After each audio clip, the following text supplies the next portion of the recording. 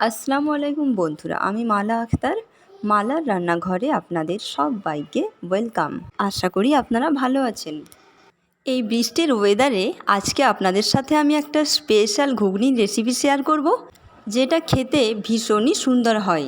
তাহলে চলুন রেসিপিটা প্রথম থেকে দেখে নিই। তার জন্য প্রথমে আমি কড়াইতে ছোট ছোট করে কেটে রাখা আলুগুলোকে ভালো করে পরিষ্কার করে ধুয়ে দিয়ে দিয়েছি ভাজার জন্য। এবার সেগুলোকে শুধুমাত্র নুন দিয়ে খুব ভালোভাবে ভেজে একদম যাতে 80% সেদ্ধ আলুগুলো হয়েই যায় সেই রকমভাবে ভেজে এক এক করে তুলে রাখতে হবে।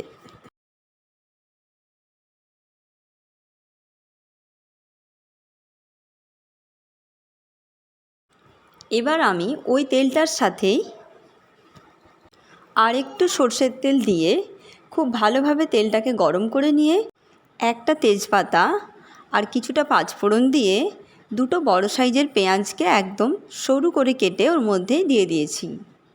এবার পেঁয়াজগুলো যখন খুব ভালোভাবে লাল হয়ে আসবে তখন তাতে 1 চামচ আদা রসুনের পেস্ট দিয়ে খুব ভালোভাবে কিছুক্ষণ নাড়তে হবে।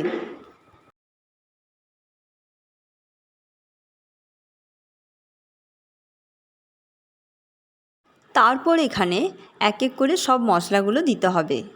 আন্দাজ মতো নুন, কিছুটা হলুদ, যাতে মশলাটা পুড়ে না যায় সেই জন্য আমি একটু জল দিয়েছি। এবার মশলাটাকে একটু ভালো করে নেড়ে নিয়ে মিশিয়ে নিতে হবে। তারপরে 1 চামচ ধনে গুঁড়ো, 1 চামচ জিরে গুঁড়ো আর ঝালের আন্দাজ বুঝে কিছুটা লঙ্কা গুঁড়ো দিতে হবে।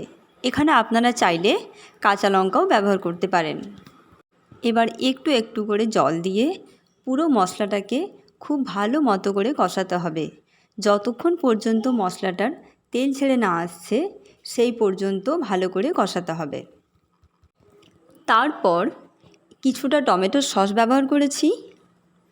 এবার টমেটো সসটা দিয়ে আবারও ভালোভাবে কষাতে হবে।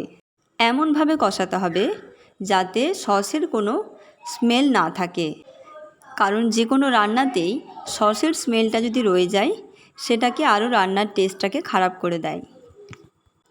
এবার আমি কিছু মটর, যেটা আগের থেকে সেদ্ধ করে রাখা ছিল, সেই মটরটা এবার আমি জল সমেত দিয়ে দিলাম। এবার খুব ভালোভাবে নাড়াচাড়া করে নিয়ে যখন পুরোটা একদম ফুটে আসবে সেই অবস্থাতে আগের থেকে যে ভেজে রাখা আলুগুলো ছিল সেগুলো এবার দিয়ে দিতে হবে। তারপর আলুগুলো দিয়ে আরেকবার খুব ভালো মতো করে নেড়েচেড়ে নিয়ে কিছুটা সেদ্ধ আলু আমি এখানে দিয়েছি। একদম সেদ্ধ করে ম্যাশ করে রাখা একটা বড় সাইজের আলু আমি দিয়েছি। আপনারা এটা স্কিপ করতেও পারেন, তবে এটা দিলে খুব ভালো একটা গ্রেভি আসে।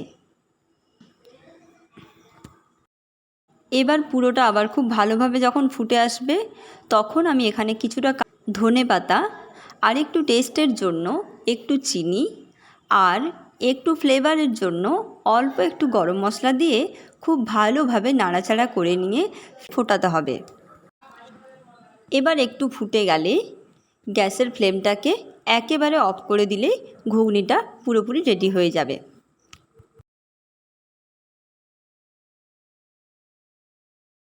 তাহলে ঘুগনি যখন রেডি হয়েই গেল, এই রকম ঘুগনির সাথে একটু লুচি হলে তো মন্দ হয় না।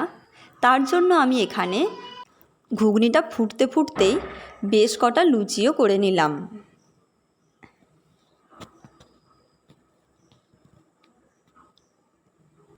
আমার সকল বন্ধুদেরকে জানাই ভিডিওটা পুরোটা দেখে প্লিজ ছোট্ট করে একটা লাইক করবেন। আর যারা এখনও পর্যন্ত চ্যানেলটিকে সাবস্ক্রাইব করেননি তাদের কাছে অনুরোধ রইল তারা চ্যানেলটিকে প্লিজ সাবস্ক্রাইব করে অল নোটিফিকেশান প্রেস করে রাখুন, যাতে করে আমার সমস্ত ভিডিও আপলোডের নোটিফিকেশান আপনাদের ফোনে পৌঁছতে পারে। আজকে তাহলে এই পর্যন্তই। আবার আসবো অন্য কোনো দিন নতুন কোনো ফ্লেভারের রেসিপি নিয়ে। ততক্ষণে সবাই সুস্থ থাকবেন, ভালো থাকবেন। ধন্যবাদ।